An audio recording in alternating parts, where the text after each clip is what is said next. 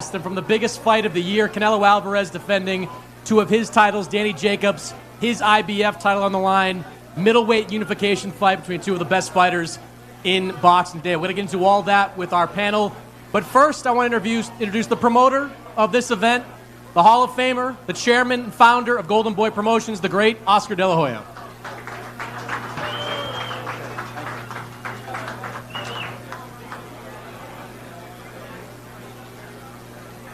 So, Oscar, I think you have a toast you want to give at this point?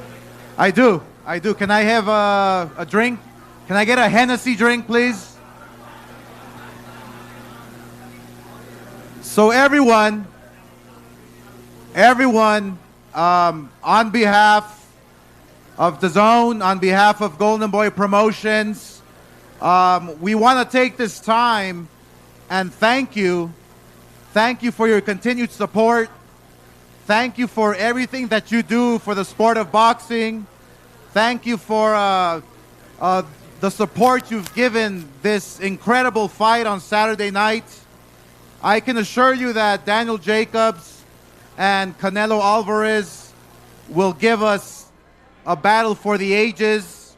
Your continued support is what keeps boxing alive. And I want to take this moment to thank John Skipper, Joe Markowski, Maverick. Thank you very much for being part of this family that is delivering the best fights to the world. We're very proud to be joining forces with LeBron James and Maverick to deliver you a special movie. 40 days shows you what fighters go through inside the ring and outside the ring. So it takes you inside their world. And LeBron James and Maverick have really captured the essence and what it really is to what it looks like to be inside a fighter's head and inside the fighters' lives. So everyone, all the media, thank you.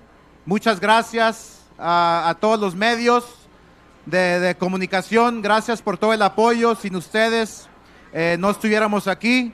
Así que I want to raise my glass, my Hennessy glass, and thank everyone. So salud. Salud to a great night of boxing live on DAZN. Salud. Well, thank you, Oscar. I'm looking forward to a terrific event on Saturday, and as you mentioned, 40 days, which we're going to be screening the first two episodes of after our panel is terrific. Maverick Carter, LeBron James, their group did an unbelievable job taking you inside the camps of Canelo and Danny Jacobs. I want to introduce the rest of our panel right now. First is John Skipper, the executive chairman of the DAZN Group, and Maverick Carter, the CEO of Spring Hill Entertainment.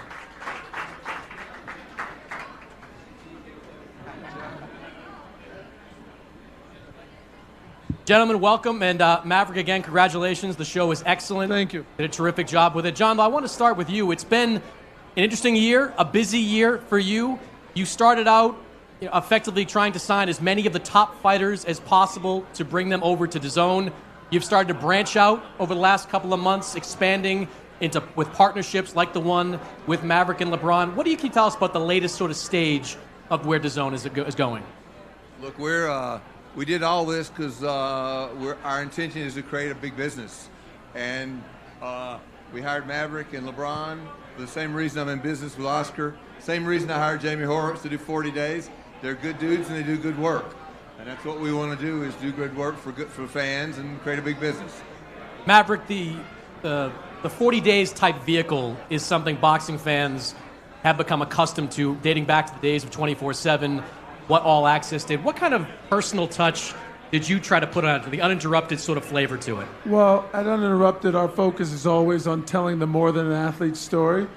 So we really wanted to add that touch of showing the fighter's delicate balance of single-minded focus of camp. When you go into camp, you're very single-minded. Canelo has one opponent, Danny Jacobs. Jacobs has one opponent, Canelo Alvarez. Heading into a fight, You have to put everything, your body, your mind, your soul, your spirit into that. But you still have to be a human being who has feelings, who has emotions, who has a family, who has kids, and you can't just go and fall off the side of the earth during fight camp. You have to go to fight camp and be focused, but still find that delicate balance of being a human and being an athlete. So we really wanted to show that balance and really show it in a very unpolished, not overproduced way. You've been a visible presence ringside at a lot of fights over the years. When did you first start thinking about, I want to get into boxing and boxing storytelling?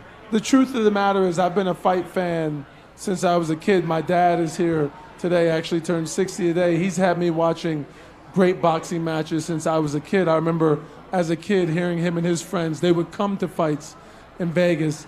I've always loved the sport of boxing, and what we do at Uninterrupted is we tell the more than an athlete story. So putting those two things together, my passion, my personal passion for boxing, and we have many people in the company who are passionate about boxing, but everybody at our company is passionate about telling stories of athletes.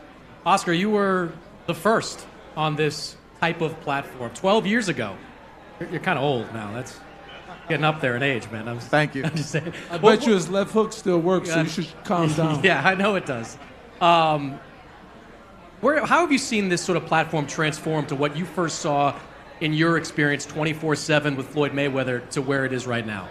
Yes, I mean I remember filming HBO 24/7, and it was the very first time that something like this was introduced to the fan base, to the masses, and it worked.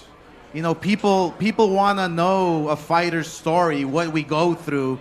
They want to see the human side of the fighter. They wanna have that connection. And the beautiful part about Maverick and LeBron and Dazn and 40 Days is that that's exactly what they do. Is they make you feel as if you're experiencing that moment with the fighters. They make you part of it, and it's very personal.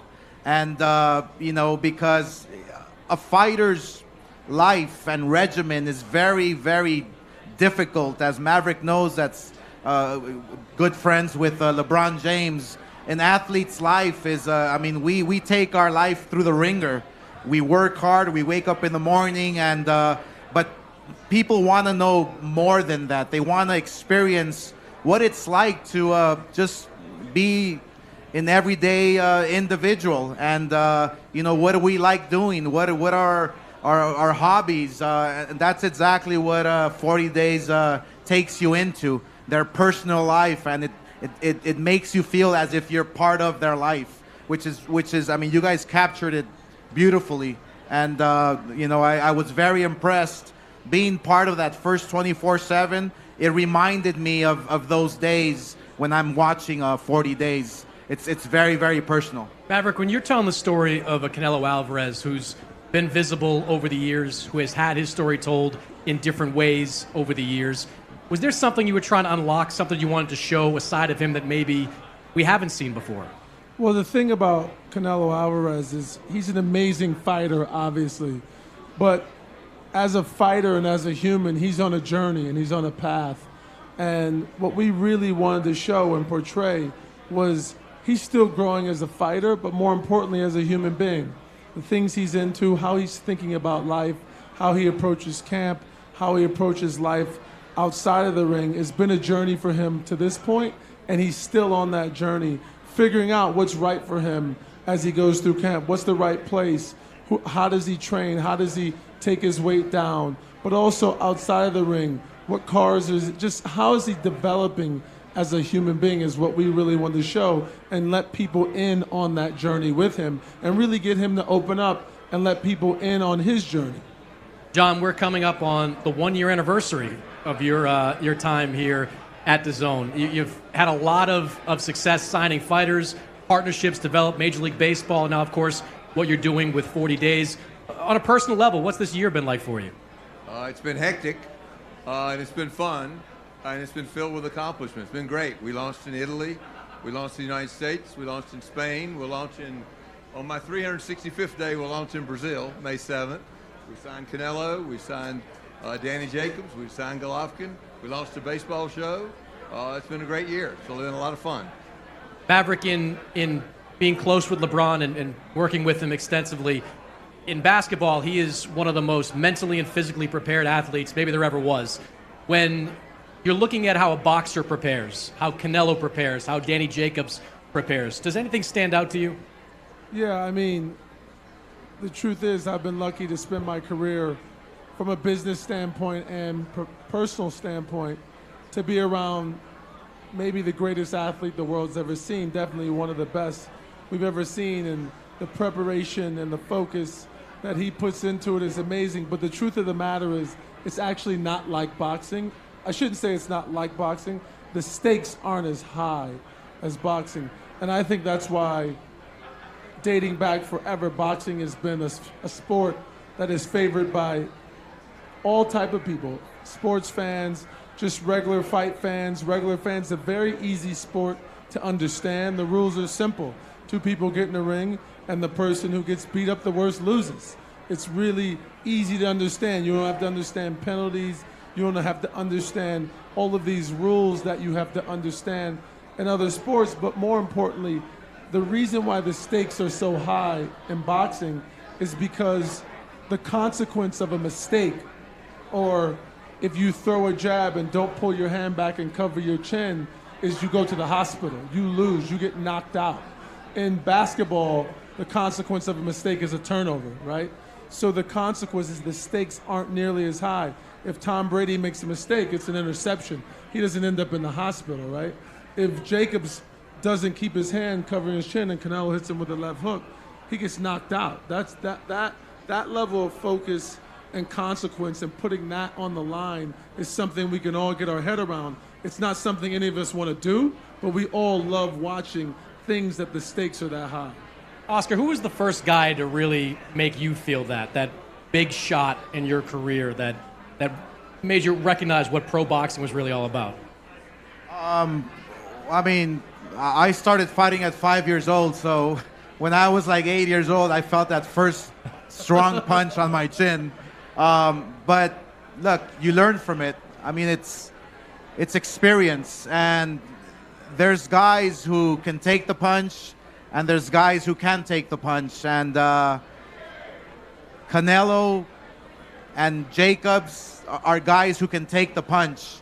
And Saturday night, this fight, the fact that it's a unification fight, the fact that you have two of the best middleweights on the planet, calls for an incredible matchup. Jacobs coming from surviving cancer. I mean, when Canelo hits him on the chin and Jacobs is still standing, Canelo better have plan B and plan C, because Jacobs is coming with everything. I've known Jacobs since his first pro fight. I actually took him to the first world title. Unfortunately, he wasn't as lucky to win that title. I remember taking Jacobs to Iraq, Basra, on the USO tour, and I remember him being the first one up in the morning, running his miles at 5 a.m. He's very disciplined. He knows what he wants. He's determined. For me, as Canelo's promoter, that's exactly what worries me, is his will, his strength, his mental power. Jacobs, this is the fight of his life, and he knows it, and he's ready. John, you've negotiated billion-dollar deals with the NFL, the NBA in the past. Boxing it's unique in the ways that sometimes personal histories get in the way of making deals, the politics of it get in the way. It's not just about dollars and cents. How have you found the negotiation part of boxing and your experience with it? I found it great, right? We're in business with Matchroom and Eddie Hearn. We're in business with Oscar and Golden Boy. We're in business with Gennady and Triple G Productions. We're in business with Maverick Carter and LeBron James. And on my first May Day in this job, we're going to be at the place where the most important sporting event of the week is happening. It's the best fight of the weekend, and it's been great. I don't think there's any problem with it. Oscar, you talked a lot about Canelo here, but he really is something of a throwback in that he just seems to consistently seek out the biggest challenges, regardless of whatever stage he is in his own career, regardless sometimes of where he can make more money in certain situations. What can you say about just kind of his attitude on what he wants to do in every single fight? He's a professional. He knows what he wants, and he kind of reminds me of myself a bit. Canelo doesn't think about the business. He doesn't think about who he's going to fight next. He thinks about the glory. He thinks about his future, on how he's going to be looked at 20 years from now. He wants to be the very best, and to be the very best, you have to fight the very best. And that's why it takes us to this weekend. Canelo versus Jacobs is a fight that Canelo wanted. Who fights Triple G back-to-back and then fights Daniel Jacobs in a unification fight? Canelo does. And the only reason is because he wants to be great. He wants to cement his legacy as one of the best fighters ever. Maverick, does something, boxing is home to some of the greatest stories in all of sports, just these guys, where they come from and how they had to get to this point. Does doing something like this kind of whet your appetite to do even more with other fighters down the line? Yeah, absolutely. Boxing is something in partnership with Dazn that we're going to do a lot more of. We love these stories. Boxers have some of the most incredible stories, and unlike when it's a team, you can actually focus on one individual and really tell one individual story. You don't have to worry about the complexities of a team and a coach and a general manager and what happens there. It is about one individual being overly focused and overly obsessed with one goal and beating one person. So it's a perfect place for us to tell stories. And with John and Jamie, we're going to do a lot more in this space.